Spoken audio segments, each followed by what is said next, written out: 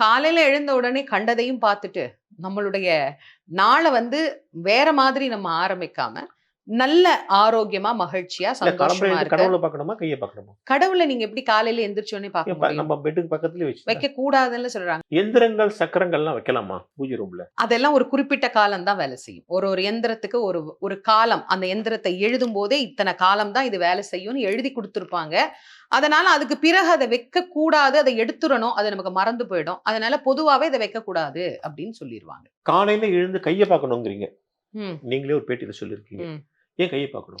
காலையில எழுந்த உடனே கண்டதையும் பார்த்துட்டு, நம்மளுடைய நாள வேற மாதிரி நம்ம ஆரம்பிக்காம, நல்ல ஆரோக்கியமா, மகிழ்ச்சியா, இல்ல காலம்பற சந்தோஷமா எழுந்து இருக்க. கடவுள பார்க்கணுமா? கைய பார்க்கணுமா? கடவுள நீங்க எப்படி காலையில எந்திரிச்ச உடனே பார்க்க முடியும்? நம்ம பெட்டுக்கு பக்கத்திலேயே வச்சுட்டா. வைக்கக்கூடாதுன்னு சொல்றாங்க. நம்ம படுக்கை அறையில கடவுளுடைய திருவுருவ படங்களை வைக்கிறதே கிடையாது நம்ம. சரி. அதனால நம்முடைய கைய பார்த்தா, இந்த கையில மகாலட்சுமி வாசம் செய்கிறாள் அப்படிங்கிறதுனால, காலையில எழுந்த உடனே நம்ம கையை பார்ப்பதே போதுமானது நமக்கு. இப்ப காலையில எந்திரிச்சதும் கைய பார்க்கறாங்களோ இல்லையோ, எல்லாரும் தொலைபேசிய தான் பார்க்கறாங்க.